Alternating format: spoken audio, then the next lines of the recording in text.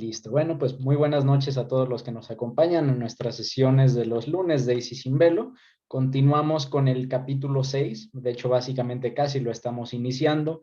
Ya hemos visto que este es un capítulo que nos ahonda mucho en lo que es el magnetismo animal, ahonda mucho un poquito en temas de alquimia y nos relata el magnetismo animal pues desde sus diferentes exponentes, ¿no? Vamos a ver desde la historia antigua, donde estaban como los primeros indicios de lo que iba a ser después el magnetismo animal, esos primeros indicios con Paracelso y después con su alumno, con Van Helmont. Vamos a ver cómo después esto ya pues adquiere una mirada un poco más como menos alquímica y más neutra, pasando a buscar lo científico con justamente con Mesmer.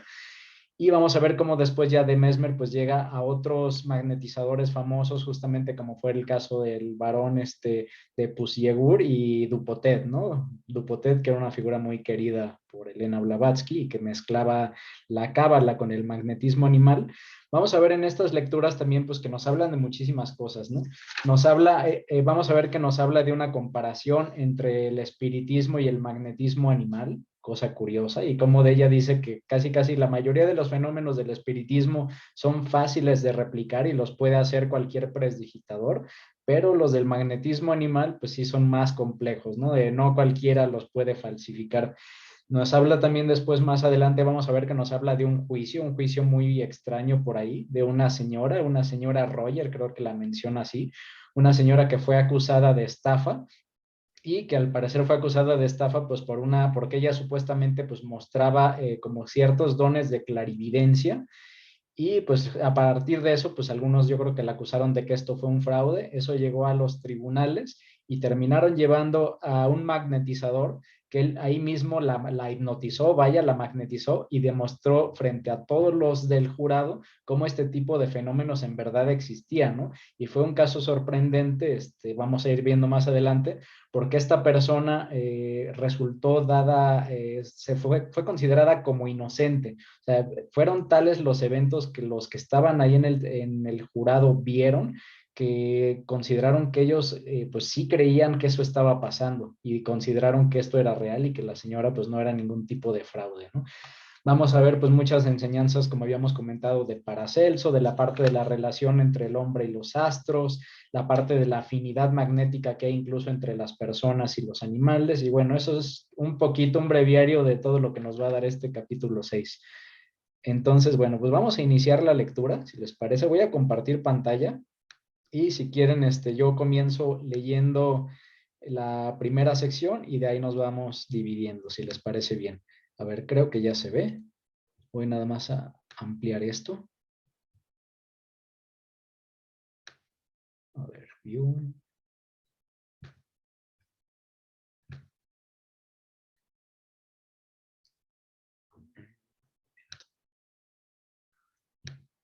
A ver, listo. Creo que ya se ve. Ok. Bueno, esta parte ya habíamos leído la primera página y creo que nos habíamos quedado justo, según yo, al final de la primera. Y si no, nos va a servir para recordar.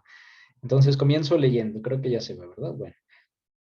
Y dice, sus contemporáneos menoscabaron su reputación, tachándole. ¿Aquí de quién estábamos hablando? Estábamos hablando de...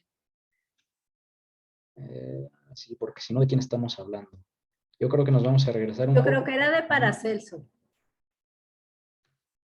Probablemente, ¿verdad? Es quien estuvo algún tiempo para no sé. Sí, es cierto, era de Paracelso. Que aquí, bueno, a ver, voy a leer el párrafo, pero sí, justamente era de Paracelso. Recordemos que de Paracelso, así como de todos los magnetizadores, pues siempre se les ha tildado de fraude, de charlatanería, ¿no?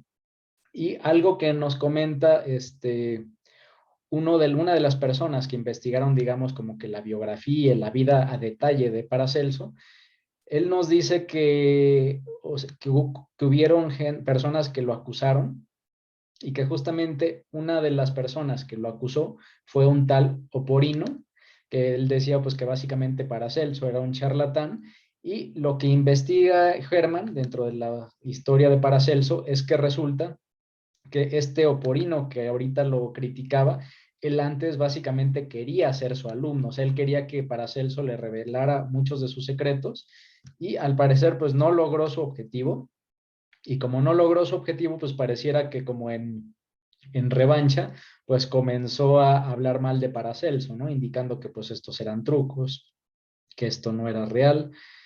Y bueno, ya partiendo de eso, ahora sí retomo el último párrafo que dice: fundó Paracelso la Escuela del Magnetismo Animal. O sea, Paracelso probablemente fue la primera persona con la que se empezó a hablar de este tema, probablemente todavía no con el término magnetismo animal, ya que este término, según yo, quien lo adopta formalmente es Mesmer, pero él empieza a hablar del trabajo con imanes y el uso de imanes para curar la salud y pues probablemente eran las bases, ¿no? Esta es como aparentemente la primera escuela de magnetismo animal.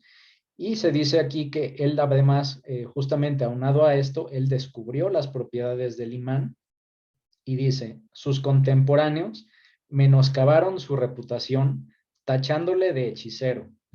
En vista de las maravillosas curas que obtenía, como 3 siglos después, se vio también acusado el barón Dupotet de brujería y de monolatría por la Iglesia romana y de charlatanería por los académicos de Europa. Aquí vayamos armando el rompecabezas. Recordemos que ya habíamos un poco hablado de Dupotet, que era también un francés, un magnetizador que estaba en alta estima de Elena Blavatsky.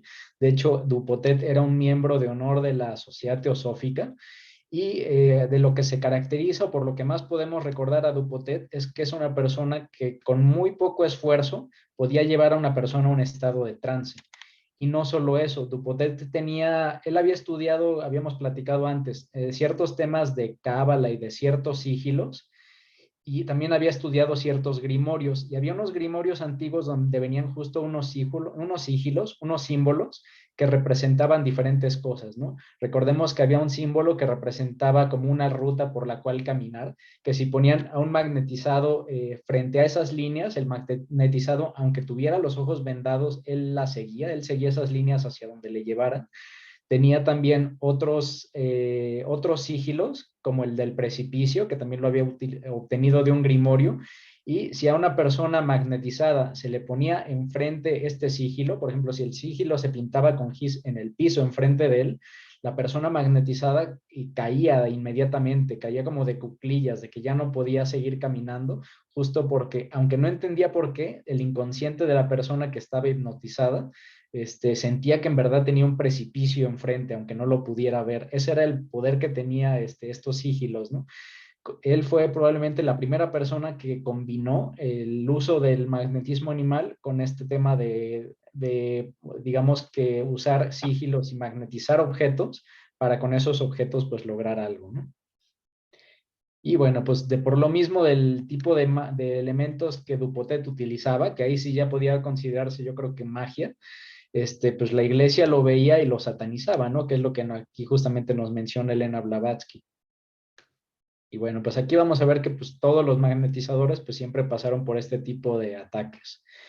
Y bueno, el siguiente párrafo dice, según los filósofos del fuego, no hay químico capaz de considerar el fuego viviente distintamente de sus colegas.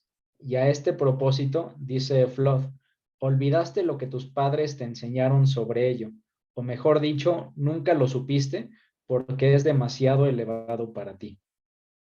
Aquí básicamente pues está dándonos a entender Elena Blavatsky que los químicos de su tiempo pues se dedicaron nada más a observar la materia, se enfocaron un poco probablemente a lo tangible y olvidaron todo, o no le pusieron atención a toda la sabiduría que había atrás, ¿no? Con los filósofos del fuego, con los herméticos, y que justamente pues ella hace esta como cita, ¿no? O sea, esto es una referencia a los químicos, que los químicos pues se olvidaron de sus bases, se olvidaron de la enseñanza antigua y pues parece que más que se hayan olvidado, pues probablemente lo tildaron de magia porque no podían entenderlo, ¿no? Y como no lo podían entender, pues automáticamente lo desechaban. ¿Por qué? Porque era pues en la opinión de Elena Blavatsky pues demasiado elevado para ellos. Y continuamos, que dice: quedaría incompleta esta obra si no relatáramos, siquiera brevemente, la historia del magnetismo animal, desde que Paracelso asombró con sus experimentos a los sabios de la segunda mitad del siglo XVI. Sucintamente expondremos algo relativo a los trabajos de Antonio Mesmer, que importó de Alemania el magnetismo animal, y al desvío con que lo recibieron los académicos después de haber rechazado consecutivamente cuantos descubrimientos se hicieron de Galileo acá. O sea, aquí lo que estamos viendo es como un paralelismo, ¿no? Que dice, así como a Galileo, pues le criticaban sus teorías y fue acusado de mil cosas, pues lo mismo pasó con Antonio Mesmer, que también pues fue abucheado al final. Y dice, según consta en los documentos casi convertidos en polvo de la Academia de Ciencias de París, cuyos miembros cerraban las puertas de entrada a los sublimes misterios de los mundos físico y psíquico. A su alcance, al alcance de los alquimistas, estaba el Alcagest, el gran disolvente universal, que ya hemos platicado, que quien más habla de él es Paracelso, el gran disolvente universal, y lo menospreciaron para confesar al cabo de un siglo que, más allá de los límites de la observación infalible, la química, y aunque nuestras hipótesis y teorías puedan contener un fondo de verdad, sufren frecuentes alteraciones que las revolucionan por completo. O sea, aquí lo que está diciendo es que los químicos, pues, como que caen en una contradicción, ¿no? Porque primero descartaron toda esta sabiduría, todos estos temas de los alquimistas como el Alcagest, lo menospreciaron y mucho tiempo después los alquimistas como que se quitaron de una manera muy graciosa la espina, ¿no? Que ellos dicen, bueno, pero es que no, lo que nosotros vayamos descubriendo, no podemos decir que nuestras teorías son absolutas porque los conocimientos pues van cambiando con el tiempo, ¿no? Entonces aquí viene una como de pues de las ironías, que los alquimistas primero se consideraban como los dueños de la verdad y cuando se van dando cuenta que sus modelos pues tienen fallas, que van encontrándose mejoras sobre los modelos, pues se sacan la espinita diciendo, ah, bueno, es que pues la ciencia siempre va avanzando y se va revolucionando, ¿no? Esto es un poquito como la crítica un poco ácida que me parece hace en esta parte Elena Blavatsky. Y después dice, no es lícito afirmar sin pruebas que el magnetismo animal y el hipnotismo sean puras alucinaciones. O sea, aquí decía la gente científica de aquel tiempo automáticamente los descartaba sin siquiera haberse metido a investigarlos. Y dice, pero ¿en dónde están las pruebas que den el único valor posible a la afirmación? Miles de ocasiones desaprovechadas tuvieron los académicos para cerciorarse de la verdad y en vano magnetizadores e hipnotizadores invocan el testimonio de los sordos, lisiados, enfermos y moribundos, a quienes devolvieron la salud sin otra medicina que sencillísimas manipulaciones y la apostólica imposición de manos. Cuando el hecho es innegable por lo evidente, lo achacan a mera coincidencia, si no dicen nuestros numerosos tomases que todos son visiones, charlatanería y exageración.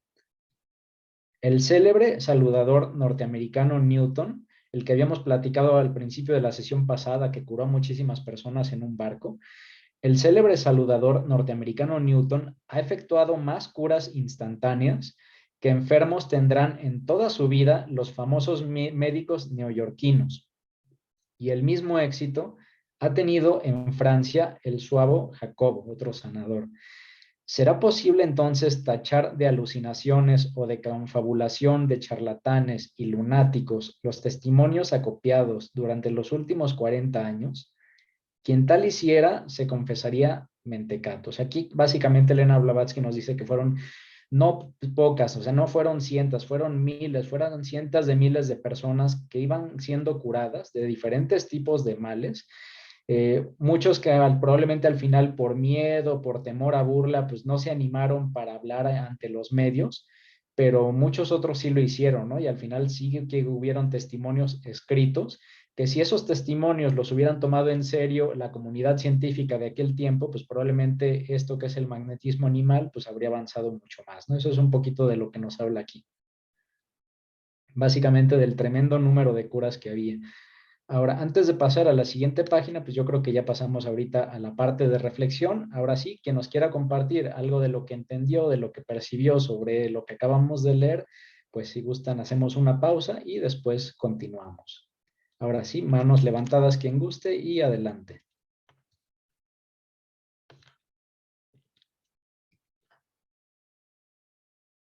Perfecto. Adelante, Juan, por favor. Buenas noches a todos.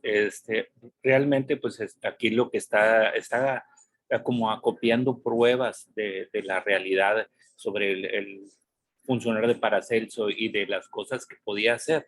Entonces, fue también poniendo más pruebas para que nosotros comprobemos que esto está en lo cierto y que de alguna manera el proceder que tenía Paracelso y lo que descubrió, poco a poco la ciencia lo fue descubriendo después.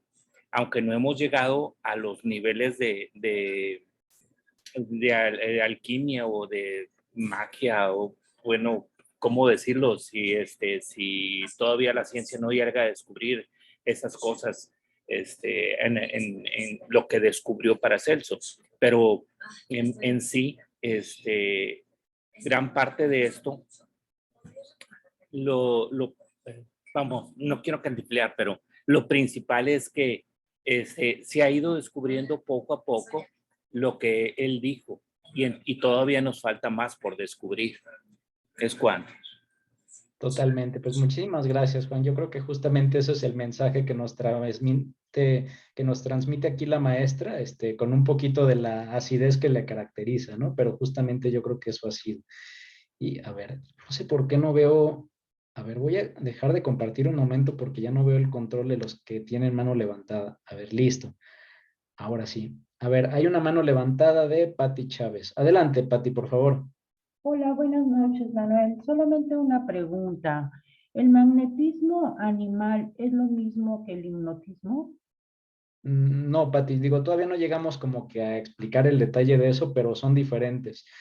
De entrada, o sea, hay diferencias sutiles. En el magnetismo animal está muy enfocado en el manejo de estas energías que nos compenetran y se hace una especie de sinergia, una integración entre, digamos, la energía del que magnetiza y la energía del magnetizado. Entonces, una diferencia es esto, ¿no? Que es esta compenetración de energías. Y la otra diferencia es que se dice que en el magnetismo animal, la persona que está bajo los efectos tiene en todo momento la posibilidad de ejercer su voluntad y decir, por ejemplo, ya ahí le paro, ¿no? En tanto que en el hipnotismo se era considerado, de hecho, incluso como hasta magia negra, porque en el hipnotismo no participa la voluntad de la otra persona. O sea, tú puedes someter a la otra persona sin que la otra persona pues haga un esfuerzo contrario de voluntad. Y en el hipnotismo, es un poco más, entiendo, no es tanto el manejo de estas energías, sino que muchos el contacto de ciertos nervios del cuerpo. Ese contacto con ciertos nervios del cuerpo, que puede ser mediante la vista y otros medios mediante toques, al final lo que hace es como si te aprendiera o te abriera un circuito es como si tu mente fuera una computadora y de repente a la computadora algo le metieran un diablito, o sea, algo movieran en sus circuitos y es como que como si entraran a tu sistema operativo sin que tú te dieras cuenta, ¿no? Esa parte que es como hackear, por así decirlo, tu mente, tu cerebro, es más propio del hipnotismo, mientras que el otro es manejo de energías. Entonces, uno es más enfocado a encontrar estos como nervios y a partir de esos nervios en meterte en un estado como de piloto, como, sí, estado en stand-by, mientras que el otro pues sí es una compenetración de dos energías diferentes, que ya lo hubiéramos estudiando más detalle, pero sí, sí son diferentes. Y mientras que Elena Blavatsky pues expresa bien del magnetismo animal, no se expresa nada bien del hipnotismo. Y bueno, pues listo. A ver, y hay un comentario de Caro. Adelante, Caro, por favor. Gracias, Manuel. También apoyando lo que comentabas tú y lo que comentaba Juan Carlos. En su momento, en su época, para Celso no se le dio el valor y la importancia que tenían sus descubrimientos y sus experimentos, pero igualmente fueron utilizados como base para otros científicos años y siglos después. Por lo menos Pasteur la utilizó para sus imágenes y muchos de sus experimentos para el proceso de la fermentación. También Samuel Hamenguadi, que fue el creador de la homeopatía, experimentó con imanes y tuvo como base los experimentos de Paracelso. Luego también el doctor Thatcher explicaba que la energía de la vida provenía de una fuerza magnética del Sol, que era la que ya nos comentaba Paracelso y Mesmer, lo que conllevó todos estos estudios a que el magnetismo que tiene el ser humano también es llevado en la sangre debido al hierro que poseemos, que a su vez también llevó luego a Linus Pauling ganar el premio Nobel de Química por su descubrimiento sobre estas propiedades magnéticas que existen en la hemoglobina. O sea que al final, de verdad, la ciencia antes o después ha tenido que apoyarse en estos estudios. Gracias. Totalmente, no, pues muchísimas gracias, Caro, excelente aportación. Pues justamente, digo, lo vamos a ir viendo ahorita más adelante, ¿no? Todo este tema de la influencia que creían que había con los astros y cómo esto impactaba el magnetismo y cómo esto al final empieza medio hasta cierto punto corroborarse con los descubrimientos científicos que van apareciendo, ¿no?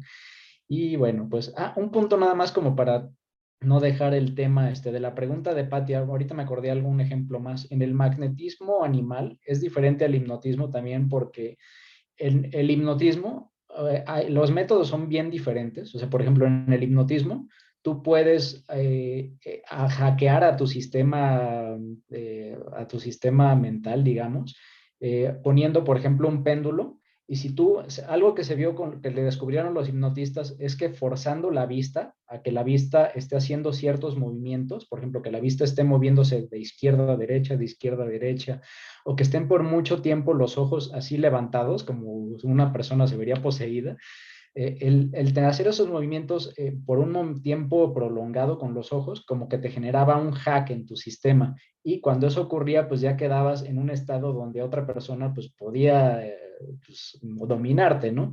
Entonces es bien diferente. Mientras que en el magnetismo animal, primero te envuelven de la energía del magnetizador y se vuelven de algún modo uno. En el otro, pues simplemente son como engaños mentales, justamente a partir de forzar nervios, como justamente pues un poco la parte de los nervios oculares. Entonces sí son métodos diferentes. Y bueno, ahora sí, perdón, después de este paréntesis, regresamos, si les parece bien, a la lectura. Voy a volver a compartir pantalla y seguimos leyendo.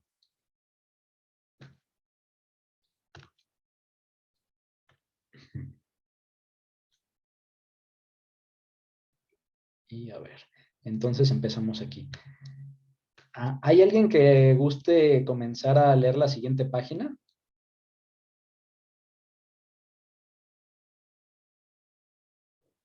Ay, otra vez no veo las manitas, caray. Perfecto. Muchas gracias, Juan. Adelante.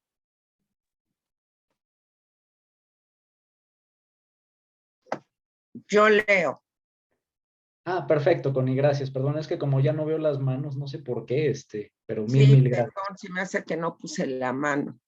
Dice, a pesar de la reciente condena de Leimeri, de las mofas de los escépticos y de los muchos médicos y científicos, de la impopularidad del asunto y de la tenaz persecución del clero romano que combate en el magnetismo al tradicional enemigo de la mujer. Es tan evidente la verdad de los fenómenos psíquicos que hasta los mismos tribunales franceses, si bien con repugnancia, no han tenido más remedio que reconocerlos. La famosa clarividente señora Rogers y su hipnotizador, el doctor Fortin, fueron acusados de estafa. La sujeto compareció el 18 de mayo de 1876 ante el Tribunal Correccional del Sena, acompañada del barón Dupotet, en calidad de testigo y del famoso abogado Julio Fabre en la de defensor. Por una vez, al menos, prevaleció la verdad, quedando desestimada la acusación. Se debió este resultado a la vibrante elocuencia del defensor o a las incontrovertibles pruebas aducidas. Sin embargo, también Leigh-Mary, editor de la Review Spirit, adujo pruebas favorables aparte de las de Leimer, editor de la Review Spirit, adujo, pruebas favorables. Sin embargo, también Leigh-Mary, también declaraciones de un centenar de respetables testigos, entre los que se contaban reputaciones europeas de primer orden.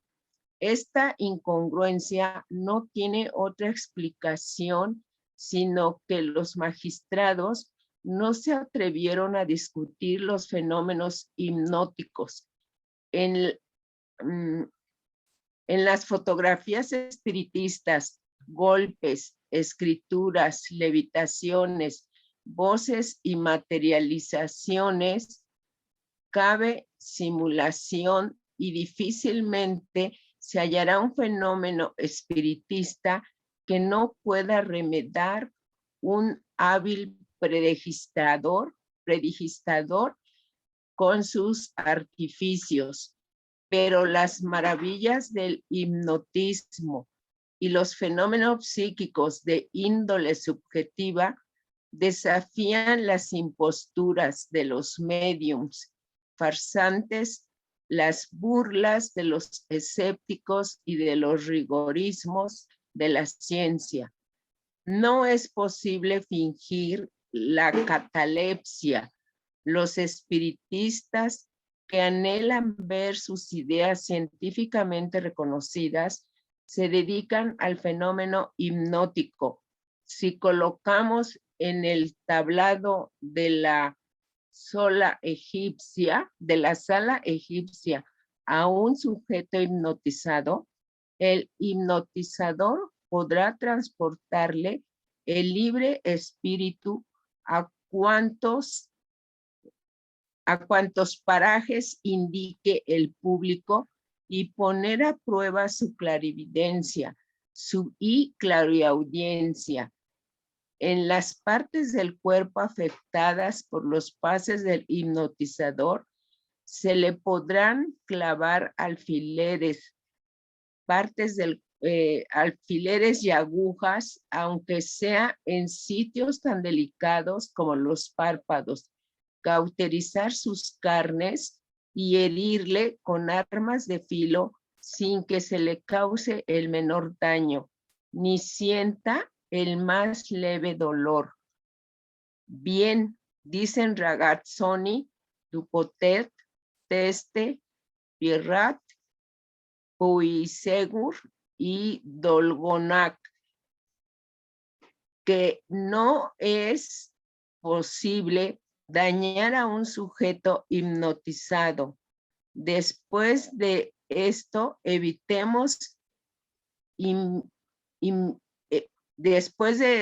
invitemos a someterse al mismo experimento a cualquier hechicero vulgar de los que rabian por cobrar celebridad y presumen de hábiles en el remedio de los fenómenos espiritistas.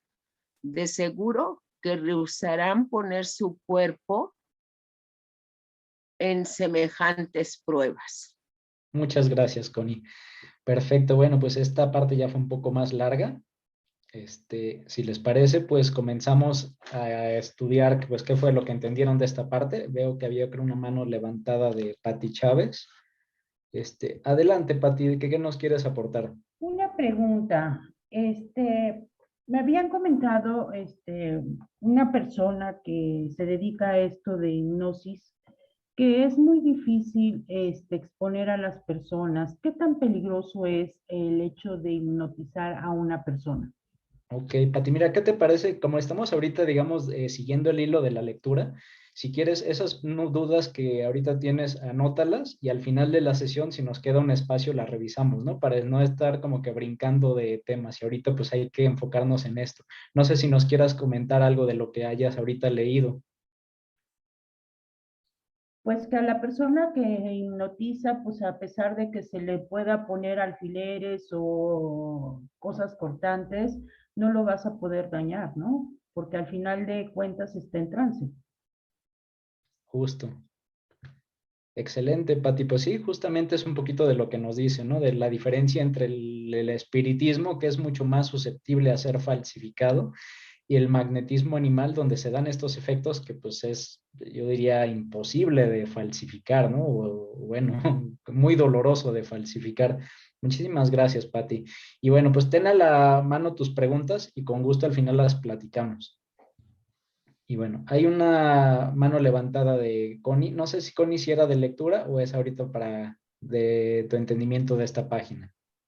Es de ahorita, Manuel. Ah, Mira, perfecto, Connie. en Bienvenida, la primera adelante. parte de la lectura, yo capté que en realidad las opiniones estaban muy divididas, porque había gente que luchaba porque fuera creíble lo que ellos hacían y se basaban incluso en que pues fueran examinados de que no eran farsantes, que no hacían trampas, que todo eso era una realidad.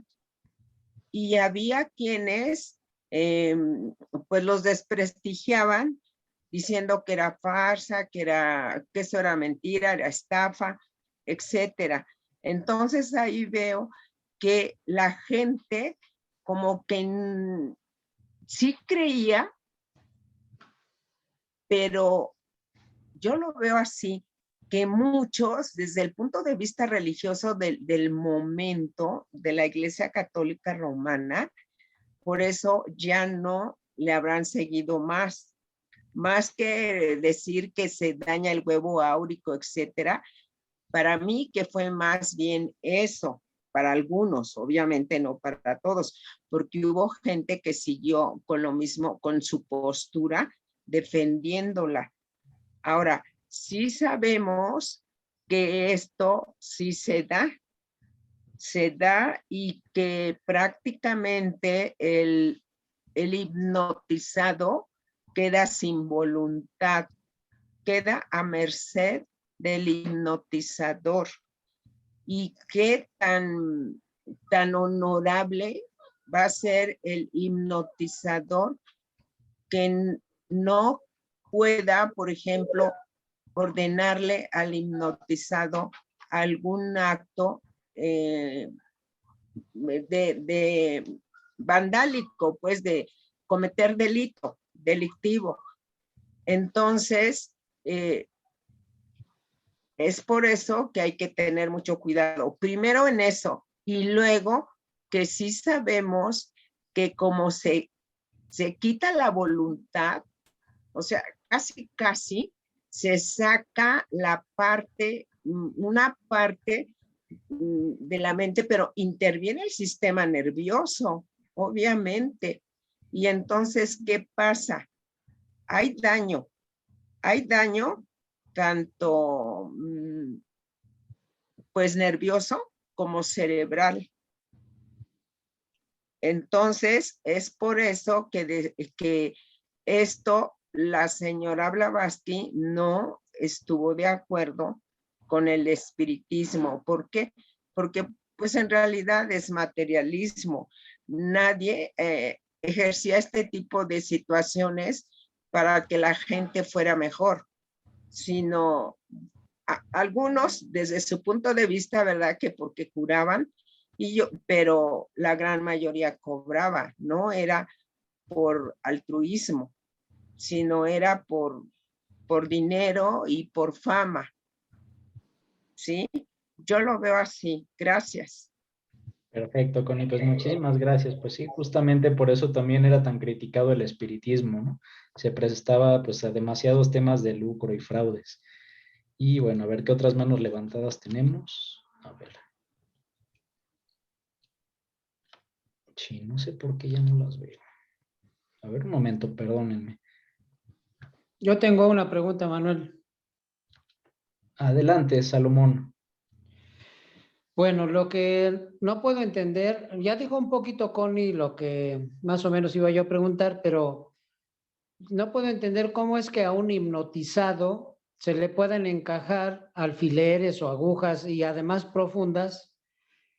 Ahí como que puedo entender que no haya dolor, que puede evitarse el dolor, pero también habla sobre cortadas, o sea, hacer una herida, por decir, y también se puede tal vez evitar el dolor, pero tiene que salir sangre, supongo, y tiene que haber pues una herida. ¿Y cómo queda eso? ¿A poco se cierra la herida o cómo sería eso, no? Como que está un poco increíble, ¿no? Gracias.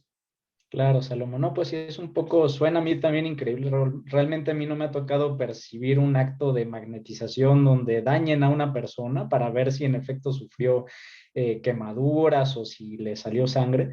De lo que sí hay, digamos, testimonios escritos, es que en algunos hospitales, cuando estuvo de moda esto del magnetismo animal, hubieron casos de testimonios de cirugías, o sea, por ejemplo, es que le extirpaban a una mujer un tumor de mama y la persona estaba despierta, estaba consciente y hasta platicando y no sentía pues, por dolor por lo que estaba pasando, ¿no? Y de eso, pues justo los que estaban en los hospitales, pues dejaban eso pues como testimonio clínico justamente, que es lo que pues nos lleva a hacer pensar que tal vez que probablemente sí había un tema de que no experimentaban las personas dolor.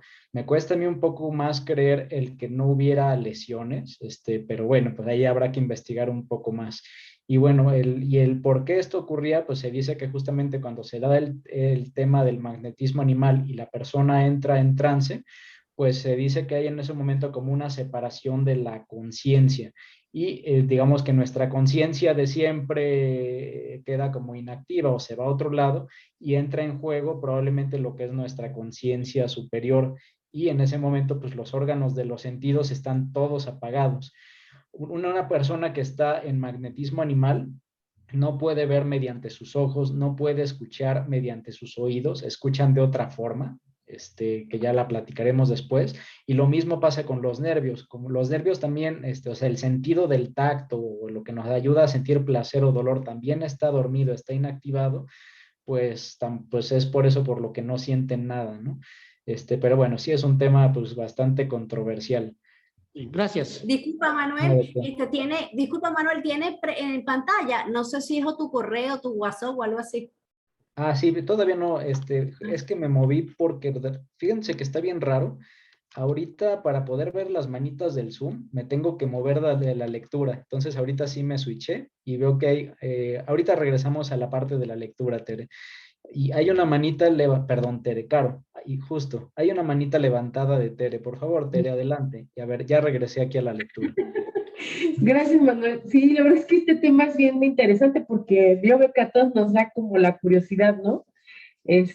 Al principio como que no se quería hablar del hipnotismo como tal, pero ahorita ya se acabó hablando de eso. Entonces, a mí lo que me sorprendió de lo que leímos antes de Conchita, fue esta especie de hecho histórico que describe Blavatsky, ¿no? De cómo se ridiculizaba a estos científicos que venían de la línea de la tradición, que finalmente eran esta ciencia verdadera que decía Giordano Bruno, ¿no? Y cómo estos que empiezan a hacer la ciencia falsa, porque así también le llama él, son los que desacreditan, ¿no? Y incluso esta parte de que ya tienes como subrayado, dice, esta incongruencia no tiene otra explicación, sino que los magistrados, o sea, estaba tremendo el asunto, dice, sino que los magistrados no se atrevieron a discutir los fenómenos hipnóticos, pues no se atrevieron porque son reales, ¿no? O sea, son fenómenos que como tal sí se pueden llevar a cabo, y de ahí la gravedad del asunto. Pero de primero me llamó la atención esto, o sea, es algo que sigue sucediendo finalmente. Las personas que tienen todavía, o que tenemos todavía como esa, intentando rescatar esa línea de la medicina tradicional, o la medicina que hacían los ocultistas, porque lo que nos mencionaba Caro hace ratito, ¿no? Como este hilo de Paracelso que todavía se sigue utilizando con respecto de los imanes. Después decíamos que Boyce es la técnica que desarrolla como el biomagnetismo, que a partir de imanes colocados principalmente en las articulaciones, él puede, digamos que neutralizar el suelo ácido o el pH del cuerpo del paciente para que no haya tanta proliferación de virus y bacterias y digamos que funciona como un paliativo porque hay enfermedades que si son en la fase caliente son muy fuertes, ¿no? Entonces, cuando hay mucha presencia de virus y bacterias, pues el paciente está súper incómodo. O sea, esto sí es hasta nuestros días que él incluso no pudo demostrarlo científicamente, pero ante los ojos de esa ciencia oficial. Y de hecho murió esperando hacerlo. Con todo y que él al principio era un científico de esa ciencia falsa, a él después lo descalifica a su misma comunidad diciéndole que era un charlatán. Entonces, eso sigue sucediendo. Me llamó la atención de que Blavatsky menciona que eran pocos los médicos neoyorquinos que podían tener ese número de pacientes, precisamente porque en la medicina falsa todavía no tenía ese boom que ahora tienen, ¿no? O sea, ahora es forzoso que en los pueblos, en las ciudades, las personas tengan un sistema de salud obligatorio con una cartilla de vacunación obligatoria y si no se vacunan, no reciben ciertos apoyos económicos ni los padres ni los hijos, ¿no? Entonces, ¿qué manera más efectiva de controlarlos que a través de perpetuar este sistema de creencias y de prácticas pues poco éticas, porque ya sabemos que hay testa con animales y que hay explotación animal, ¿no? O sea, qué manera tan, pues podríamos decir que hasta monstruosa, ¿no? O loca de perpetuar estos sistemas de curación, entre comillas, o de salud, ¿no? Entonces, nada lejos de este artículo que se llama El caso de un obseso, que ya por ahí se había comentado con respecto del hipnotismo y del mesmerismo también, porque dice Blavatsky que hay varios tipos de hipnotismo, ¿no? Entonces, todos somos hipnotizados de alguna manera. El asunto es que el hipnotismo al que se refiere es el más exagerado, o sea, el más crudo, porque precisamente de la clasificación septenaria 3 de nuestros vehículos o principios quedan bloqueados durante el hipnotismo. Lo que sucede es que esta personalidad, o sea, el cuaternario inferior, queda a disposición del hipnotizador. Él hace como un corte, como si estuviéramos anestesiados, tal cual ocurre en una cirugía, y entonces nosotros no sentimos nada, ¿no? O sea, los que a lo mejor no han sido hipnotizados, pero hemos tenido una cirugía de alguna cosa, ya sabemos que durante la cirugía despertamos después de la anestesia y no recordamos nada, no sabemos incluso si nos pusieron a hacer travesuras o cosas locas, ¿no? Eso lo mismo le pasa al hipnotizado, porque se bloquean estas partes, ¿sí? Entonces, esta tríada queda separada por el antascarana precisamente. Caso opuesto que en el mesmerismo todo ocurre con el paciente es decir, ubicado en la vigilia, no está interrumpido ni cortado de estos 3 principios superiores, ¿no? Entonces, esto que decía Salomón, por ejemplo, sí tienen cicatrices después que despiertan, lo que pasa es que es también como cuando una persona se alcoholiza, que no tiene idea de la vigilia, puede incluso, yo sé personas que corren mucha distancia alcoholizado, se van a su casa de repente del lugar donde estaban tomando y aparecen 30 kilómetros después y caminaron y corrieron y no sintieron nada, pero al otro día ya es cuando viene toda esa resaca, ¿no? Entonces, igual con los que son hipnotizados, ellos sí tienen obviamente cicatrices de quemadas o lo que se les haya hecho, pero los efectos vienen después cuando vuelve esa conciencia a conectarse con el cuaternario inferior. Entonces sí es un problema porque esos son, digamos que el hipnotismo es como la antesala del mediumismo. De hecho, los mediums es exactamente lo que hacen, pero permiten que otras entidades entren en sus vehículos físicos. Durante una sesión de hipnotizador, el hipnotizador no puede entrar en el vehículo primero porque está encarnado y luego porque no está entrenado para eso. Algunos quizás lo pueden hacer, pero en el caso del medium, ahí son entidades incluso desencarnadas las que hacen uso de ese vehículo físico, ¿no? Entonces sí es algo bien delicado, Pero a mí yo lo que más puse atención fue en esa desacreditación de esos médicos que todavía y que ahora es mucho más fuerte que como Blavatsky lo menciona, nada más que a lo mejor abiertamente ahora nadie lo dice, ¿no? Gracias, Manuel. Perfecto, Tere. Bueno, pues mil gracias. Pues ya nos hablaste de varios temas, ¿no? En primer lugar, pues esta crítica social que deberíamos hacer a cómo pues los gobiernos controlan pues justamente el tema de la salud, no necesariamente para bien de todos. Ya también nos comentaste pues nuevamente un poco estas diferencias, ¿no? Entre el magnetismo animal y el hipnotismo, donde en uno sí hay voluntad, en otro no hay voluntad, cómo están estos efectos en ambos, donde una persona pues deja de sentir y pues sus peligros, ¿no? Y su relación con el mediumnismo. Entonces, bueno, pues Tere, como siempre, una muy completa participación. Muchísimas gracias. Gracias a ti. Y pues creo que ya no hay más participaciones. Pues antes de pasar de darle vuelta a la página, solo voy a simplemente sintetizar un poco lo que leímos de esta. Aquí Elena Blavatsky pues ya nos comentó de este famoso juicio de la señora Royer, que fue acusada de estafa, y que este fue un juicio, vamos a ir viendo más adelante, inaudito, ¿no? ¿En qué sentido inaudito? Porque fue probablemente de los muy pocos juicios donde la persona que era acusada de fraude para demostrar al jurado que estos efectos eran reales y que la persona en efecto era clarividente cuando era magnetizada, pues se ofrece el varón Dupotet, que él estaba en modo de testigo, y él dice, mire, pues jurado, para que vean que esta persona no es un fraude, pues yo en este momento, si me dan la autorización, pues la voy a magnetizar y voy a mostrar que esta persona sí que puede ser clarividente y clariaudiente, ¿no? Y a partir de eso, pues que al parecer dan la aprobación los jueces para que hagan este fenómeno ahí. Y pues tal habrá sido lo que ellos vieron, que ninguno de los jueces se atrevió a decir que eso era fraude. O sea, al final dijeron, no, pues esto es real. Probablemente no terminaron de entender los jueces que estaban ahí, pues el fundamento científico atrás de eso, pero para ellos lo que vieron pues fue tan evidente, fue tan real que no podían, pues no podían dar un fallo negativo a esta persona, ¿no? Y la persona pues resultó inocente. Caso pues muy poco común, ¿no? Que imagínense el tipo de show que habrá sido esa sesión. Entonces, bueno, es algo muy controversial que se dio. Y más adelante, pues Elena Blavatsky justo nos habla de la diferencia entre el espiritismo y el magnetismo animal, ¿no?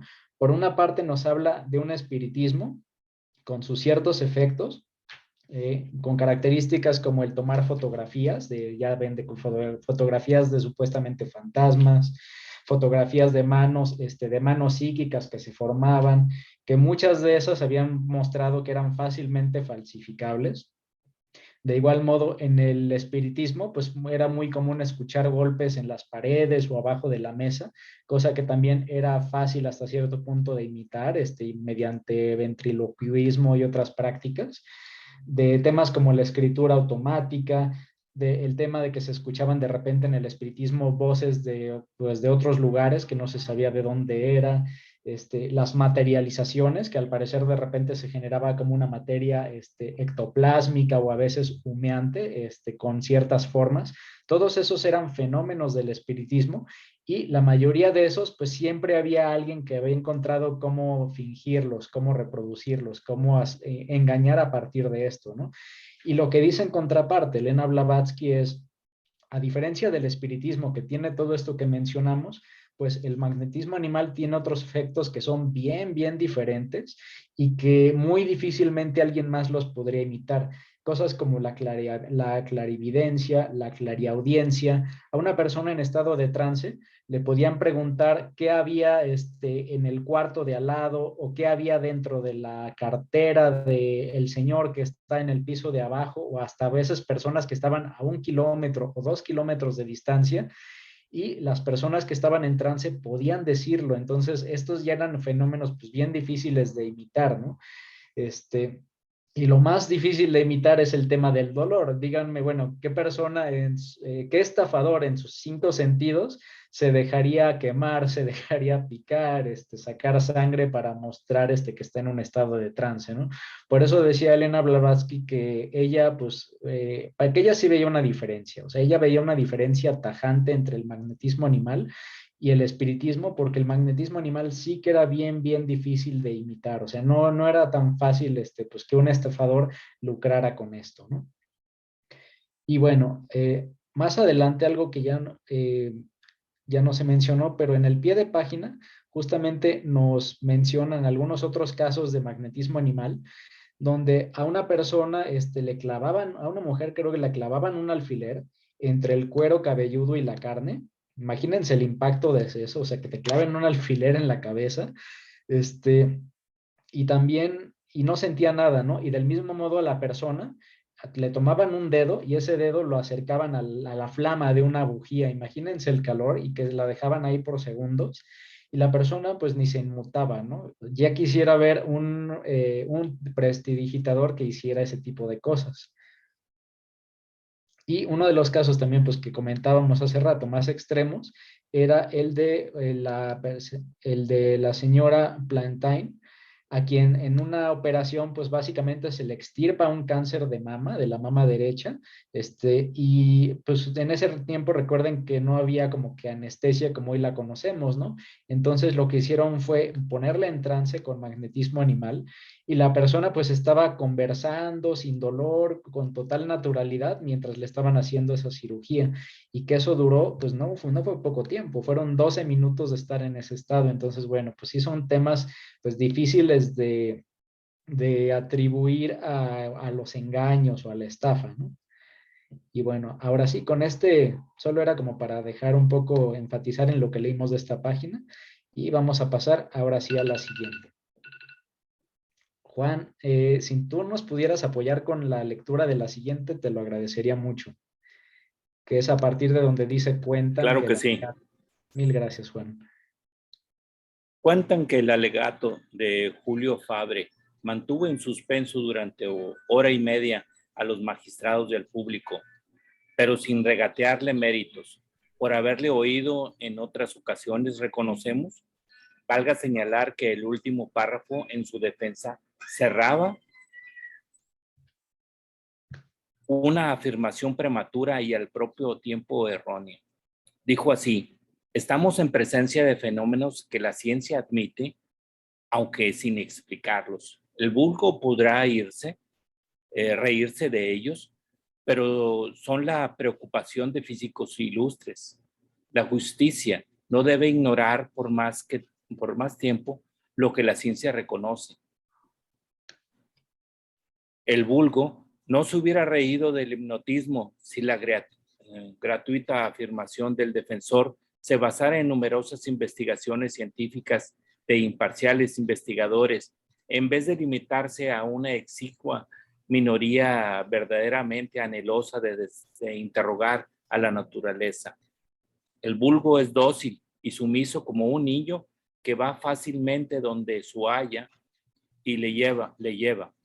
Escoge para la adoración los ídolos y los fetiches que más le deslumbran y después se vuelve en redondo por ver con aduladora mirada si está satisfecha esa vieja haya que le llama opinión pública. Aseguraba Lactancio que ningún escéptico en su época se hubiera atrevido a negar la inmortalidad del alma delante de un mago, porque le hubiera demostrado al punto lo contrario, evocando las almas de los muertos para que se manifestaran visiblemente a los vivos y predijesen acontecimientos futuros. Cosa parecida ocurrió en la causa de la señora Royer, pues los magistrados se amedrentaron al ver que el barón Dupotet la hipnotizaba en su presencia como prueba testifical en favor de la acusada. Volviendo ahora a Paracelso, diremos que en sus obras escritas en estilo enigmático, aunque vigoroso, han de leerse como los rollos de Ezequiel por dentro y por fuera. Había en aquellos tiempos mucho riesgo por exponer doctrinas heterodoxas, pues la iglesia estaba en toda su pujanza y merodeaban los autos de fe. Por esa razón vemos que Paracelso, Agripa, Filates fueron tan notables por la piedad en sus declaraciones públicas como famosos por sus hazañas alquímicas y mágicas. La opinión de Paracelso entre propiedades ocultas del imán se halla expuesta en sus obras, ahora sí, Archidraxum, De Ente Dei y De Ente Astronum, en la primera de las cuales describe la maravillosa tintura medicinal extraída del imán y denominada Magistrum Magnetis. Sin embargo, la exposición está en lenguaje no entendido de los profanos. Y a este propósito dice, cualquier campesino echa a ver que el imán atrae el hierro, pero el sabio debe preguntarse por qué. Yo he descubierto, además de esa notoria propiedad de atraer el hierro, el imán tiene otra propiedad oculta. Si quieres lo dejamos hasta ahí, Juan, para no cortar sí, y ya el siguiente, pues para la otra página. Mil gracias, Juan. Bueno, de lo que hemos visto hasta ahorita, no sé si alguien quiera comentar algo de lo que entendió de esta nueva página. Aquí vemos que nos estaban hablando de varias cosas, ¿no? Por una parte, retomamos el tema del juicio, que aquí hace una afirmación un tanto, yo diría, medio mentirosa, ¿no? El abogado de la señora que dice, estamos en presencia de fenómenos que la ciencia admite, cuando pues para nada, ¿no? En aquel tiempo la ciencia para nada aceptaba esos fenómenos, pero muy probablemente ese argumento pues le sirvió con el jurado, ¿no? Y pues yo creo que el jurado pues se lo creyó. Por eso dice más adelante Elena Blavatsky que esta fue una afirmación gratuita del defensor, ¿no? O sea, como que era una afirmación pues no cierta, pero que en ese momento funcionó. Y más adelante pues nos hablan una parte como de otra crítica de Elena Blavatsky, ¿no? Sobre cómo las masas pues muchas veces nada más siguen lo que dicen los medios de comunicación, lo que dice la opinión pública, que ella dice que la opinión pública pues es como esta niñera, ¿no? Que es como un niño chiquito, que antes de comerse un dulce o algo que puede ser bueno o malo, pues primero voltea a ver si la niñera le dice que está bien, ¿no? Cuando la niñera le dice que eso está bien, pues ya el niño se come el dulce. Bueno, dicen que lo mismo pues pasa muchas veces con, lamentablemente, pues la mayoría de las personas. La mayoría de las personas, antes de hacerse un criterio propio, pues primero ven qué le dicen los gobiernos, qué le dicen los medios de comunicación, qué le dicen sus redes sociales, y a partir de eso pues ya toman un partido, ¿no? Cuando nunca pues tal vez llegaron a una reflexión profunda. Y bueno, y justamente continuando con el juicio, pues nos dicen que ya lo que logró al final, que le terminaron de dar la razón a la señora, pues es lo que comentábamos, ¿no? Cuando Dupotet al final la hipnotiza en presencia de todos. Y por último, pues nos hablan un poco de la parte de Paracelso, hablando de que justo Paracelso, él tenía muchos conocimientos sobre esto, sobre temas de magnetismo animal, pero que no los mostraba abiertamente, ¿no? Y no los mostraba abiertamente porque había una iglesia, pues quemando gente, ¿no? Había una iglesia que no estaba muy contenta con que ese tipo de conocimientos estuvieran ahí difundiendo, y entonces, pues, él sí que escribía sobre esto, pero lo escribía de manera velada para que no fuera tan claro. Y a quien le interese profundizar en eso que Paracelso investigó, pues le convendrá leer estas obras a las que hace referencia Elena Blavatsky, ¿no? Que es el Archidaxarum, el De Ente Dei y el De Ente Astrorum. Y bueno, pues yo creo que eso es un poquito de lo que veía de esta página. Ahora sí, bueno, con este breviario de la página, adelante opiniones.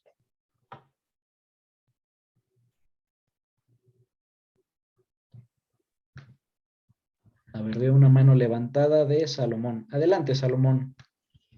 A ver si no me salgo un poquito de lo que estamos leyendo, Manuel. Mira, yo estuve, como saben, en Italia, y en una ocasión me internaron en un hospital de una ciudad que se llama Boloña, y porque me dio un problema el apéndice, y entonces, llegando al hospital, pues ya me revisaron, dicen, no, seguro el problema es el apéndice, y es apendicitis acuta, o sea, apéndice de gravedad. Y entonces, lo que quiero decir es que los médicos de esa ciudad, todos eran acupunturistas, tenían el conocimiento de la acupuntura.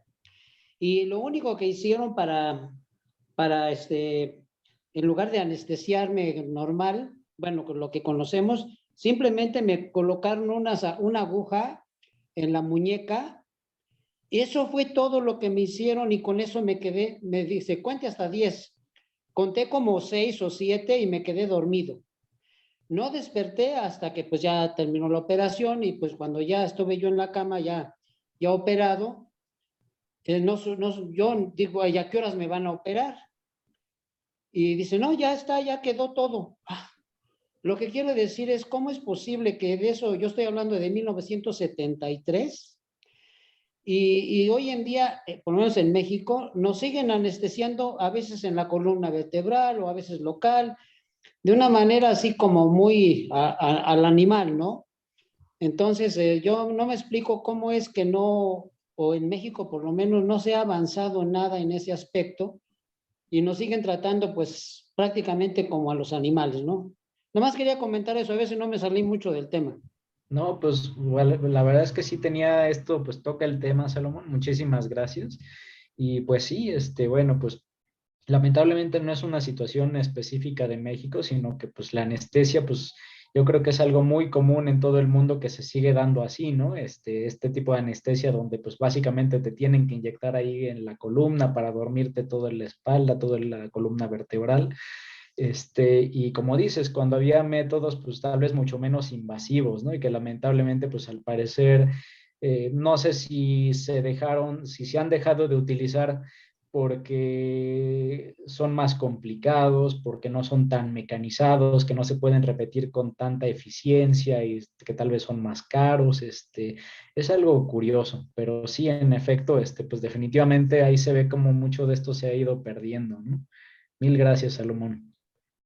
Contrario, gracias. Y bueno, a ver, no sé si tenemos alguna otra mano levantada. Vale, ok, pues si les parece bien, entonces continuamos a la siguiente página para seguir avanzando acá con la lectura. Y vamos a empezar desde este párrafo que nos habíamos quedado.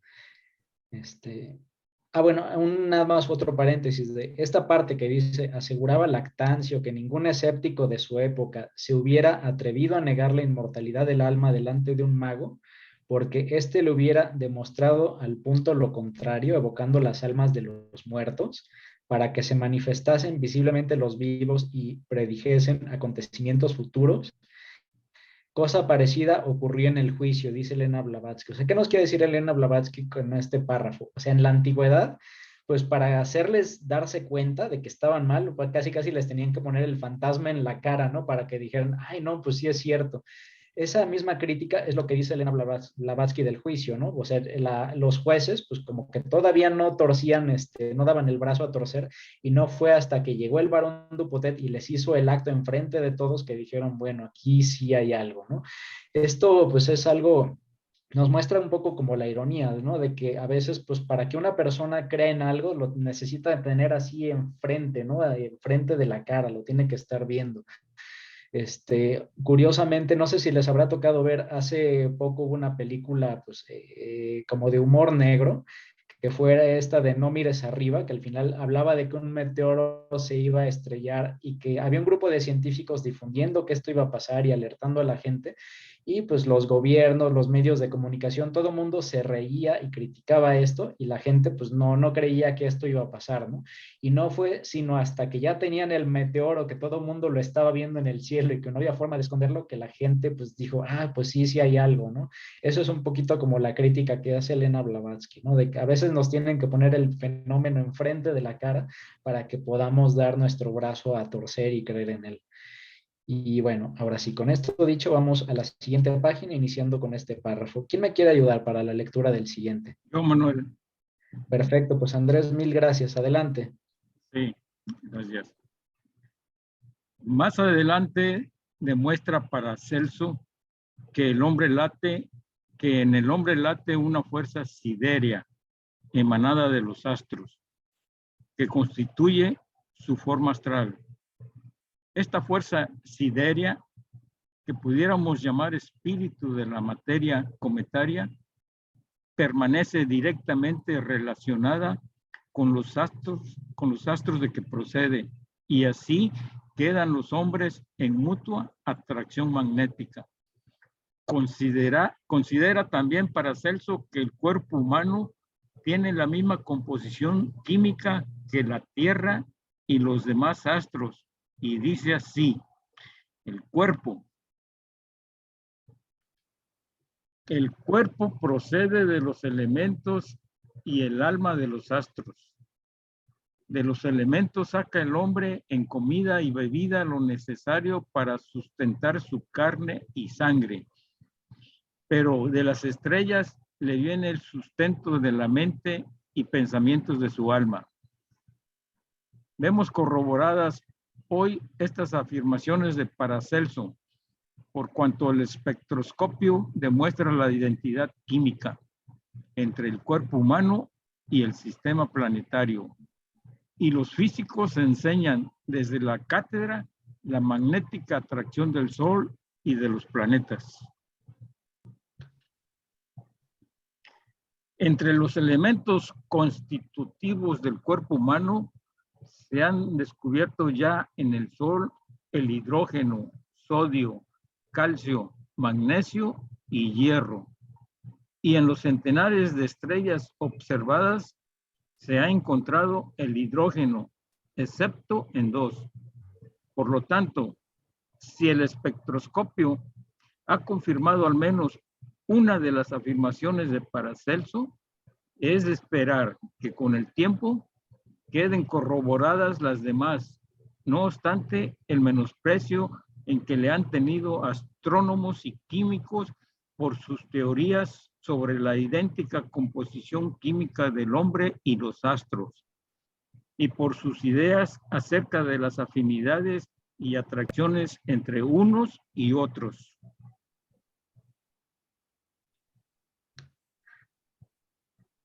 Pero ocurre preguntar, ¿cómo pudo Paracelso presumir la constitución de los astros cuando hasta el descubrimiento del espectroscopio nada supieron las academias de química siderea? Aún hoy día, a pesar de los novísimos procedimientos de observación, solo se ha logrado indicar la presencia en el Sol de unos cuantos elementos y de una cromosfera hipotética, pues todo lo demás continúa en el misterio. ¿Hubiese podido Paracelso estar tan seguro de la constitución natural de los astros?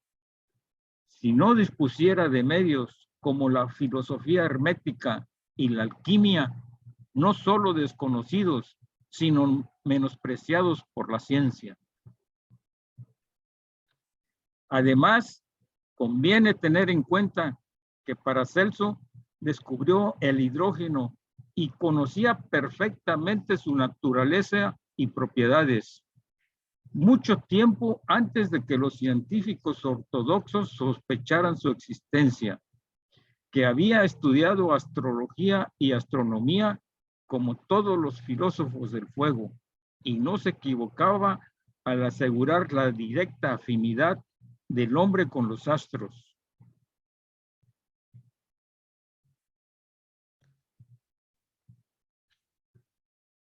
También expuso Paracelso, y a los fisiólogos toca comprobarlo, que el cuerpo no solo se alimenta por medio del estómago,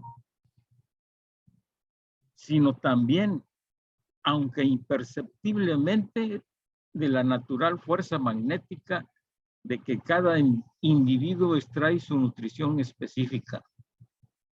Pues de los elementos en equilibrio atrae el hombre la salud y de los perturbados la enfermedad. La ciencia admite que los organismos vivientes están sujetos a leyes de afinidad química y la propiedad más notable de los tejidos orgánicos, según los fisiólogos, es la absorción. Perfecto, Andrés, muchísimas gracias. Sí, Vale, de pues nada. comenzamos a escuchar comentarios de esta página. Quien guste comentar algo, adelante. Perfecto, adelante, Caro, por favor. Según Paracelso, el hombre tenía tres cuerpos. El cuerpo físico, que estaba en el mundo visible, un cuerpo astral en el mundo sideral y un cuerpo espiritual en el mundo espiritual. Su cuerpo físico era como un planeta compuesto por los 4 elementos y recibe alimentos del plano material. Su cuerpo astral o sideral era el reino etéreo, que por su naturaleza química y magnética absorbe las influencias de los astros. Su mente es como su cielo, que se alimenta del reino de las ideas, y su cuerpo espiritual se alimenta de la fe y la voluntad que nace de su corazón y que es alimentado por Dios, pero el Dios como universo o como una... Ay, ¿no se escuchó nada lo que dije? No, sí No. se escuchó, pero se cortó solo el final. No, sí se escuchó la mayoría, Caro. Escuchamos hasta, o al menos yo escuché hasta la parte de la relación entre el cuerpo espiritual con la voluntad. Ah, bueno, entonces no, hasta ayer era de los Sí. 3 tipos de cuerpo y que los astros pues lo influye en esa alma animal, esa alma astral que tenemos. El espiritual de la voluntad que viene del corazón, de esa fe, pero que viene con la fe a un Dios de naturaleza y del universo. Gracias. Perfecto, Caro. No, pues excelente resumen. Justamente nos sintetizaste muy bien esta, digamos, triple constitución que veía Paracelso y que vamos a seguir ahondando, donde por una parte está la parte física relacionada a los elementos, está la parte astral, bueno, pues sí, la parte astral tal cual relacionada a las entidades celestes, y la parte espiritual pues, relacionada pues justo como al corazón o a Dios, ¿no? Mil gracias, Caro. Y bueno, hay mucho más todavía en esta página, así que seguimos escuchando más participaciones. Hemos hablado, aquí nos hablaban de la relación entre el hombre y los astros, que al parecer tienen los mismos elementos. Nos hablan del espectroscopio, del que habíamos hablado un poco la vez pasada, y un poco de cómo los elementos entre el hombre y los astros, pues curiosamente cuando hacen los experimentos con el espectroscopio, pues se dan cuenta que pues básicamente son los mismos, ¿no? Y ya después es un poco lo que nos comenta Caro de esta triple constitución. Entonces, bueno, con este preámbulo, ¿quién nos quiere comentar algo más de la página?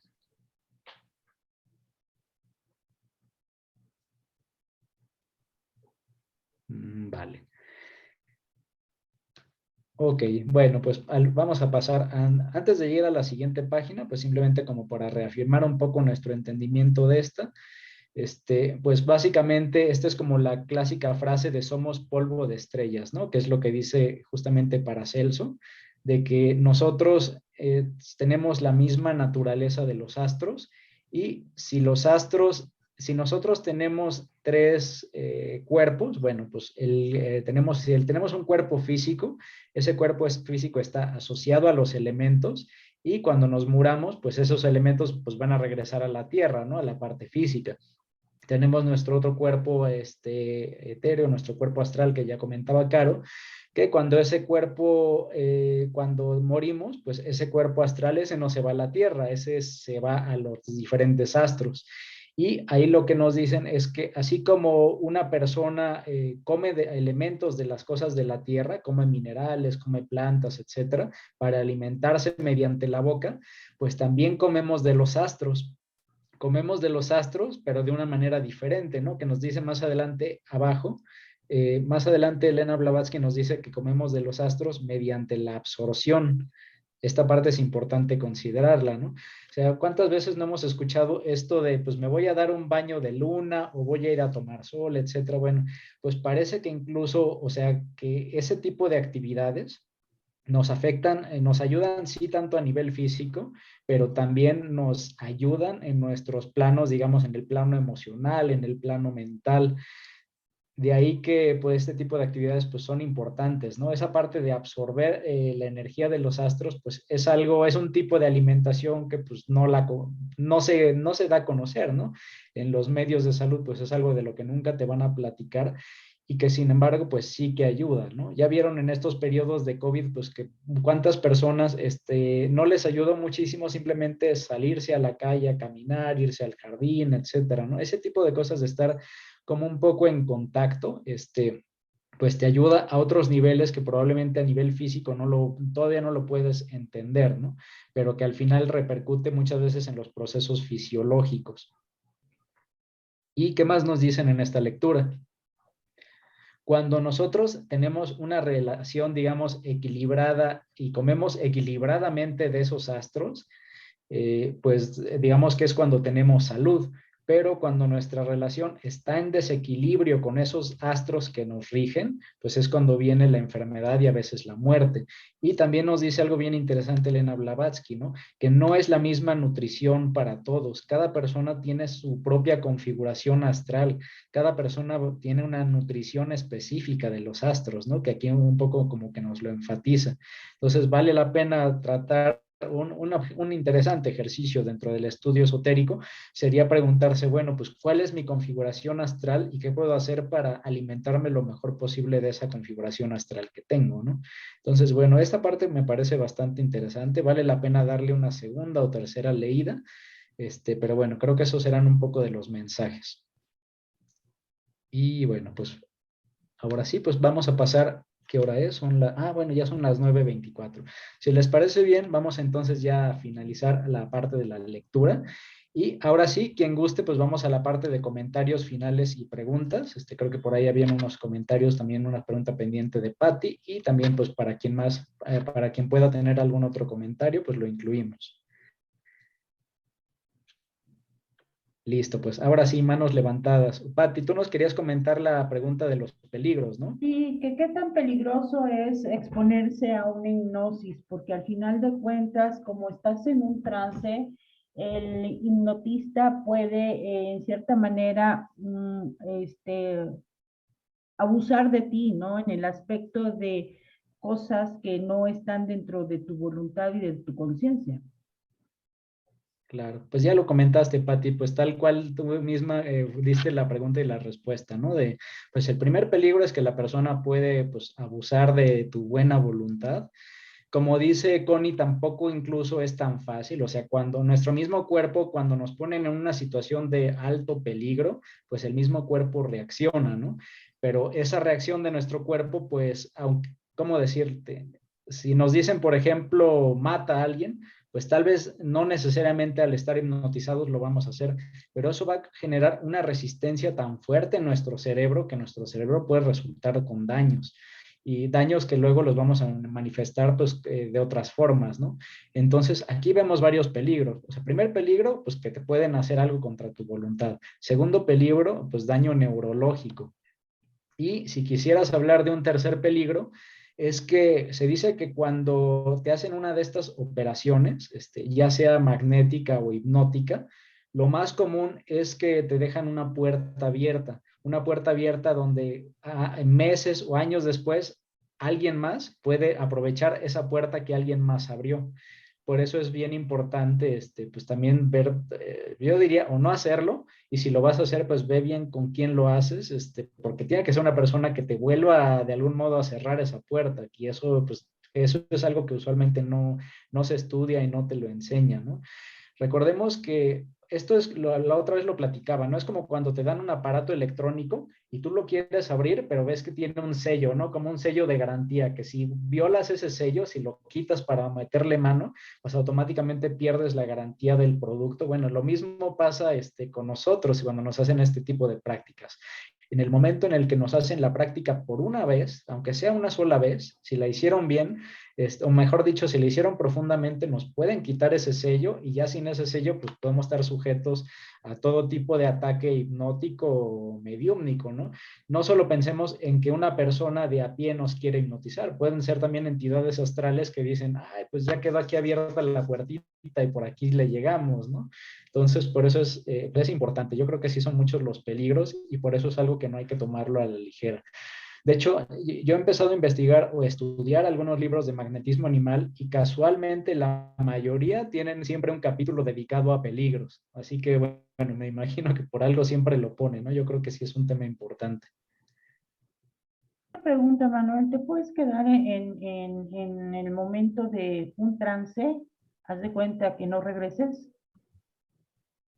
Te puedes quedar en un momento, pues mira, de lo que yo he leído, no he escuchado casos que no regresen, al menos en el magnetismo animal. O sea, siempre al final, pues llega un momento en el que teóricamente despiertas.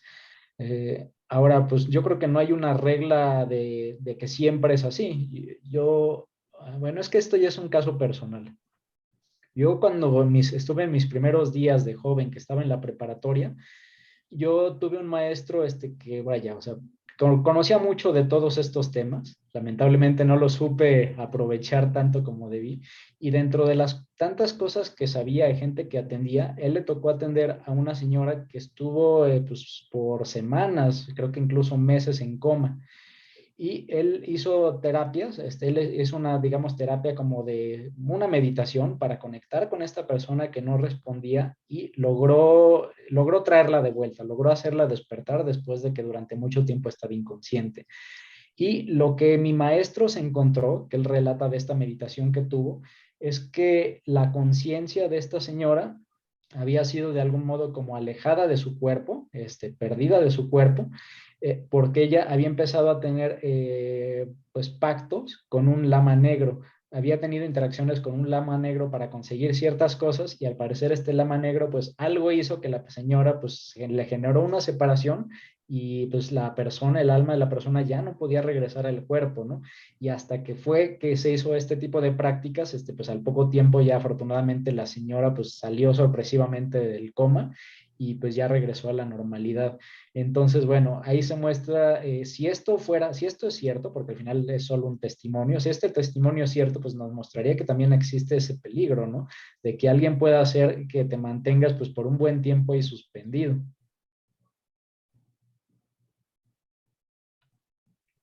Y bueno, hay una participación de Caro. Adelante, Caro.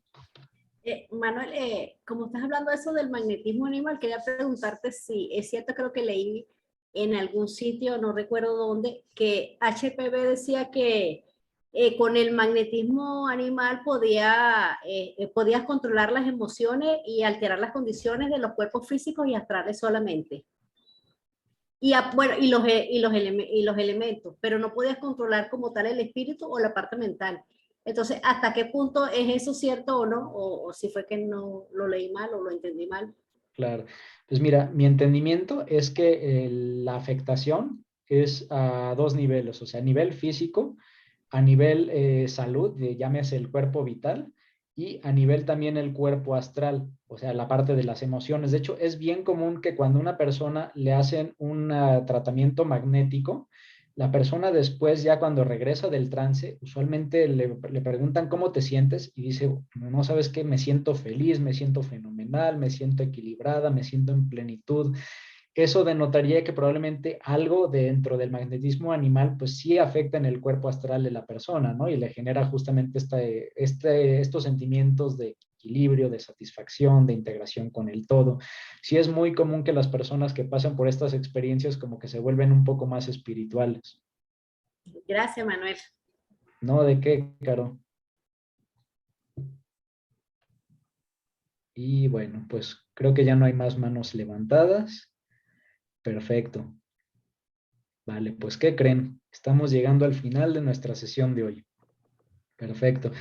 Bueno, pues vamos a cerrar. A ver, hay una opinión de Rosa Margarita. Adelante, Rosa, buenas noches. Hola, buenas noches, Manuel, y a todos los presentes. Quería hacerte una pregunta, a ver si sabes qué opinión tienes. He oído que el magnetismo y el hipnotismo se utilizan con fines terapéuticos, ¿no? Adicionalmente, existe lo que se llama yo lo conocía como autohipnosis, ¿no? En el caso de personas que quieren controlar ciertas adicciones, por ejemplo, la adicción al tabaco, la adicción al alcohol, la adicción, bueno, incluso a una alimentación inadecuada o a los comportamientos en general que queremos corregir de nuestra conducta, de nuestra personalidad. ¿Eso sería magnetismo o sería automagnetismo o autohipnosis? ¿Cómo se denominaría? ¿Y cómo entraría dentro de este estudio de Isis sin velo? Por favor. Claro, Rosa, por supuesto. Mira, digo, no soy experto en métodos de hipnosis, creo que es un poco más del ramo de la psicología, pero te puedo decir creo que más o menos claramente la diferencia. Todo depende del método. ¿A qué me refiero? Si el método, por ejemplo, involucra imposición de manos, que una persona te va a estar pasando las manos para pasarte su energía y para generar ese tipo de sinergia, y mediante la mirada, cuando existe una mezcla de la mirada del magnetizador con la mirada de la persona magnetizada, también se da este intercambio de energías, ¿no? Entonces, digamos que si el método involucra un intercambio de energías que te envuelvan en la energía, en el aura del magnetizador, puedes saber que es magnetismo animal. Ahora, por otra parte, si el método no implica imposición de manos, no implica mirada y simplemente es, por ejemplo, quédate, como comentábamos, ¿no? Quédate viendo un péndulo durante mucho tiempo o quédate viendo esta lucecita que está flasheando, que se prende y se apaga, se prende y se apaga, o quédate mirando hacia arriba durante mucho tiempo. O sea, cuando son temas que no involucran energía y que más bien es forzar tus nervios, usualmente los nervios ópticos, pero pueden haber otros, si es forzar tus nervios a que hagan algo hasta que caigas en un estado de trance, es hipnotismo. En cambio, cuando es energía, cuando es manejo de energías, pues es magnetismo animal. Entonces, y retomando lo que comentas de autohipnosis, pues justamente prácticas como que uno se ponga a ver en su casa un péndulo durante mucho tiempo, etcétera, o haga esta práctica que comentábamos de quedarse, dicen que con los ojos mirando, que era en 45 grados hacia arriba durante mucho tiempo, en un momento dado vas a tener una sensación como de letargo que te va a llevar a ese estado.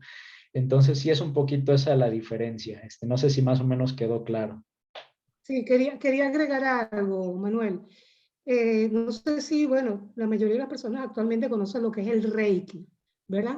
Que es la aplicación de ciertas técnicas de sanación de todo tipo, ¿no? No solamente de tipo físico, sino de tipo, incluso ellos hablan de tipo espiritual. Yo estuve estudiando un poco de Reiki y me retiré porque pensaba que se podían romper, como tú dijiste antes, ciertos sellos de los cuales yo no tenía conocimiento completo ni control completo. Yo pienso que esto estaría dentro de lo que es el área del magnetismo animal. Y hoy por hoy pienso que cuando las personas se entregan a ese tipo de práctica, ¿verdad? Sin conocer los antecedentes del reikista, ¿verdad? Así se hacen llamar reikistas, los que aplican el reiki, puede ser peligroso porque estarían entrando dentro del campo áurico de las personas con ciertos símbolos que realmente no sabemos qué significan. Tienen una base geométrica, ¿verdad? Como la espiral, etcétera, pero no sabemos el verdadero significado. ¿Qué opinas al respecto, Manuel? Claro, Rosa. Pues mira, yo también personalmente, sin ser experto, creo que sí que puede haber una relación entre el magnetismo animal y el Reiki. ¿En qué sentido? En el sentido de que en ambos pues existe un manejo de energías y un influjo de la energía, digamos, del que opera al que es operado, ¿no? ¿Dónde vienen las diferencias? Que en el magnetismo animal, pues no hablan, probablemente porque lo desconocían, ¿no? Pero en el magnetismo animal, que es occidental, pues no nos hablaban de centros energéticos o chakras para manejar. el método es ligeramente diferente del magnetismo animal porque es como muy estándar, ¿no? Casi siempre en el magnetismo animal es tú pon tus manos a la altura, por ejemplo, de la cabeza de la persona y vas bajando hasta llegar a los pies y así sucesivamente, ¿no? Pero no se enfocaban tanto en ciertas zonas, cosa que en el Reiki sí ocurre. Entonces yo creo que no son, aunque los métodos no son iguales, creo que hablan de lo mismo, pero probablemente cada uno descubrió como que diferentes cosas, ¿no? ¿Qué sería lo padre? ¿Qué sería lo interesante? Pues ver qué surge de integrar lo occidental con lo oriental, ¿no? Seguramente sacaríamos una práctica pues mucho más completa. Y bueno, espero haber contestado. Ok, gracias, sí, sí, bastante, gracias. Perfecto, Rosa. Y bueno, hay un comentario de Tere. Adelante, Tere, por favor. Gracias, Manuel. Bueno, yo hasta donde sé, no puede haber autohipnotismo. Puede haber un trance hipnótico, a lo mejor autoinducido, pero hasta nada más hasta el trance hipnótico. Lo otro también es la autosugestión, ¿no? Y este asunto del Reiki, que sí es mesmerismo animal, el Reiki y el toque terapéutico, incluso que el toque terapéutico es una especie de Reiki que se practica por pues, algunos miembros de la sociedad teosófica, ¿no? Es como que abiertamente conocido. La verdad es que para mí todos son delicados porque bueno, excepto o no del todo la autosugestión, ¿no? Que es como esto, como hacerte, como levantarte temprano y tú solito echarte la porra, así es, para ser disciplinado y etcétera, hasta ahí yo creo que todavía como que tenemos cierta conciencia de nosotros mismos, ¿no? Pero con respecto de el mesmerismo animal, que es Reiki y toque terapéutico, tiene que ver con la imposición de manos, como lo decías, pero el asunto es que trabaja sobre los nadis, ¿no? Este asunto de Ida y Pingala y Sushumna, que son estas corrientes energéticas que recorren desde los pies hasta Sahasrara, que es la coronilla, el chakra de la coronilla. Entonces, quienes tengan la traducción de Anibesan del Bhagavad Gita, en la última parte me parece que es el Uttara Gita, que habla de las iniciaciones ya de Arjuna después de que pasó todo estas peripecias de la guerra, si iba y no iba, y etcétera. Ahí ya habla un poquito en los pies de página sobre estos nadis, ¿no? Entonces sí hay que tener cuidado porque pues no sabes qué te están poniendo precisamente las manos, ¿no? O sea, por buena voluntad que tenga, pero pues sí está delicado, ¿no? Entonces, con este asunto por ejemplo, mencionaba la hermana con respecto a dejar de fumar y etcétera, lo que hace Hammer es que él estudia la cualidad de los brebajes o sustancias que el paciente, a lo que se hace adicto. Entonces, por ejemplo, en el caso del alcohol, que es simpaticotónico, que es vagotónico, perdón, o sea, lo que hace es que una persona cuando está muy simpaticotónica o que está como alterada o en crisis de ansiedad va a buscar la fase vagotónica, entonces por eso se alcoholiza. Entonces lo que él hace es estudiar a través para hacer eso también, fíjate que me acordé, él analiza las funciones de las plantas, si son simpaticotónicas o vagotónicas, y las personas inconscientemente buscamos el tipo de sustancia que nos pasa a la siguiente fase. Pero desgraciadamente, como en la medicina oficial hay mucho prejuicio, pues no se entiende, o sea, se piensa que es como un vicio, que es una persona indisciplinada, que no lo quiere dejar, y los internan, los tratan con violencia, y bueno, mil cosas, ¿no? U otros que los quieren hipnotizar y para que deje de hacerlo, pero no son más que fases cerebrales que bien comprendida se puede tratar al paciente para que él comprenda en qué momento de la vida hizo el shock que lo está llevando a estar vagotónico y para lo cual bebe, ¿no? Y así sucede, por ejemplo, si observamos qué alimento nos satisface más, ahora vemos algunos que nos gustan más los alimentos rajásicos, que es esto mismo, ¿no? Nos gustan los alimentos simpaticotónicos, esos serían los rajásicos, o si nos gustan los tamásicos es porque somos muy ansiosos, entonces buscamos la fase vagotónica o tamásica, ¿no? Entonces tiene todo un sentido esto, por eso es que a veces, como no caer en el sensacionalismo de que alguien me tiene que curar, ¿no? Alguien me tiene que ayudar, porque la teosofía está a favor de todos estos poderes latentes en el hombre, y el estudio es lo que ayuda muchísimo, ¿no? Este tipo de estudios que hacemos donde hay preguntas que son bien importantes de la vida cotidiana, ¿no? Entonces, yo lo entiendo más o menos por allí. Gracias, Manuel. Al contrario, Tere, pues mil gracias por este comentario. Pues, está bien interesante este punto de vista que comentas de cómo inconscientemente pareciera que buscamos cerrar el círculo, ¿no? Que queremos llegar de vuelta al estado de equilibrio. Y bueno, Sí, sí. pues sí, sí, justo como al buscar tal vez el llegar de la manera más rápida y práctica posible a ese equilibrio, pues terminamos después más desequilibrados. Exacto, así es. Sí, Mil gracias, Tere. a Y ti. bueno, perfecto. Bueno, pues hay una opinión de Daniel. Adelante, Daniel, por favor. Bueno, hola, buenas noches para todos. No solamente de lo que está hablando Tere y de lo que último que se estuvo comentando, es solamente una reflexión, ¿no? Hoy en día están muy de moda muchas terapias, muchos tipos de tratamientos holísticos que incluyen energía y muchas cosas. Digo que hay que tener un poquito de conciencia a lo personal, ¿no? Cada quien es dueño de su, de su cuerpo, de su mente, de su alma, ¿no? Pero hoy en día realmente hay que tener mucha conciencia de eso porque realmente entregar el control de nuestras energías, de nuestros sentidos a una tercera persona es sumamente delicado. Incluso ya en la práctica, las prácticas meditativas que hoy en día están tan popularizadas, mucha gente no sabe lo que están realizando, mucha gente no sabe las prácticas que están ejecutando, incluso estas llamadas meditaciones grupales que hacen y están tan de moda. Igualmente lo dice la señora Blavatsky, bueno, y lo que hemos tenido un poquito de intención de buscar información sobre todo este tipo de prácticas, son prácticas también delicadas. Autoinducir una meditación o llegar a un estado meditativo donde hay una pérdida de la conciencia, igualmente son temas delicados. Por eso digo, es simplemente una reflexión que veo que a mí muchas veces me preocupa por todo esto que uno ve hoy en día en tantas personas que no toman conciencia y entregan, como digo, el control de sus energías y de sus sentidos a terceras personas sin saber realmente la verdadera intención o la capacidad que tengan como instructores o como personas capacitadas para llevar a cabo algún tipo de terapia o de control de este tipo. Es solamente un llamado de atención porque para mí es una preocupación que hoy veo muy en día, sobre todo a nivel de la juventud bueno, y tampoco no tan jóvenes, pero es simplemente un pequeño llamado de atención. Gracias y bueno. Vale, pues muchísimas gracias, Daniel. Pues como bien dices, ¿no? Esto es como con los quiroprácticos, los hueseros, ¿no? Que, imagínense, si en el mundo físico una persona que no sepa hacer el trabajo te quiere arreglar un músculo que está distendido, etcétera, te puede dejar peor, te puede dejar más irritado, inflamado, etcétera. Y en ese momento lo sientes, lo ves. Pues ahora imagínense en el mundo de lo invisible, ¿no? Donde pues no sabes qué te está pasando, no sabes si sales bien, tal vez aún dentro de una semana o hasta en un mes de repente te empiezas a sentir triste o con cambios abruptos de estado de ánimo y no sabes por qué.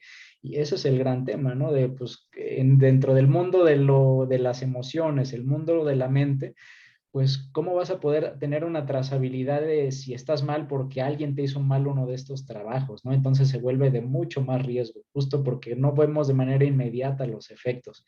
Entonces sí, pues hay que ser precavidos.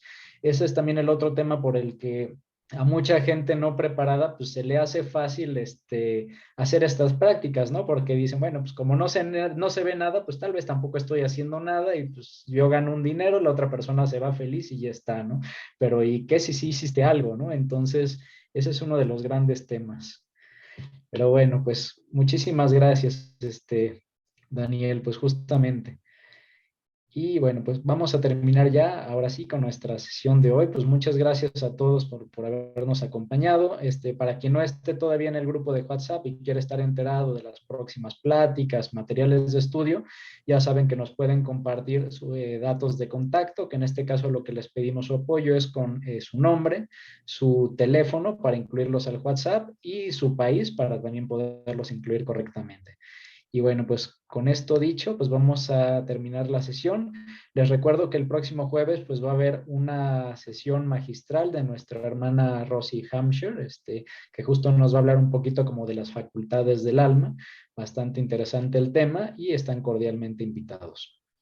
Y bueno, con esto vamos a llegar al final de la sesión. Vamos a hacer como nuestra clásica sesión de cierre, la oración de Annie Besant. Y bueno, quien guste acompañarnos mentalmente en la oración, adelante. Y comenzamos. Vida oculta que Oh vida oculta que vibras vibras en cada átomo.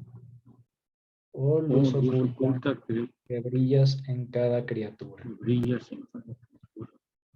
Oh amor oculto Oculto que todo lo todo abarcas en la abarcas en unidad. la unidad. Que cada ser Es ser que se que se siente sienta uno uno contigo, sepa por lo tanto que es uno con todos los demás. Listo, bueno, pues que tengan todos una excelente noche, cenen rico y ya nos estaremos escuchando pronto.